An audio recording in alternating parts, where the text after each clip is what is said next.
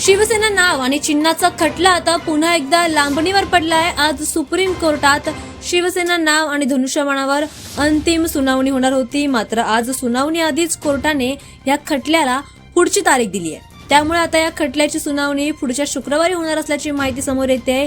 राज्यात महापालिका निवडणुकांच्या निकालानंतर आज होणाऱ्या सुनावणीकडे सर्वांचंच लक्ष लागून राहिलं होतं, कारण या निकालाचे परिणाम महापालिकेतील सत्ता समीकरणावर होणार होती। परंतु ही अंतिम सुनावणी आता पुढे ढकलण्यात आली आहे, त्यामुळे उद्धव ठाकरे यांना मोठा झटका देखील बसला आहे। शिवसेना आणि राष्ट्रवादी यांच्या नाव आणि चिन्हाबाबतची सुनावणी आज होणार होती, मात्र मागील सुनावणीमध्ये कोर्टाने 21 जानेवारीला ही सुनावणी घेऊ असं ठरवलं होतं। यात अंतिम सुनावणी घेऊन आज किंवा उद्या निकाल येणं देखील अपेक्षित होतं, मात्र आज पुन्हा एकदा ही सुनावणी लांबणीवर पडली आहे। 21 जानेवारीला सकाळी 11 वाजता ही सुनावणी घेण्याचं गेल्यावेळी कोर्टाने सांगितलं होतं। अंतिम सुनावणीमध्ये साधारण 5 तासांचा वेळ ठाकरे आणि शिंदे यांच्या वकिलांना देण्यात येणार होता, मात्र या सॉलिसिटर जनरल यांनी कोर्टात एका दुसऱ्या प्रकरणात त्यांना सुनावणीसाठी जावं लागते असं सांगितलं आणि त्यावर दोन्ही पक्षकारांची मते जाणून घेऊन ही सुनावणी आता शुक्रवारी सकाळी 11 वाजता घेण्याचं ठरवलंय। त्यामुळे आता पुन्हा एकदा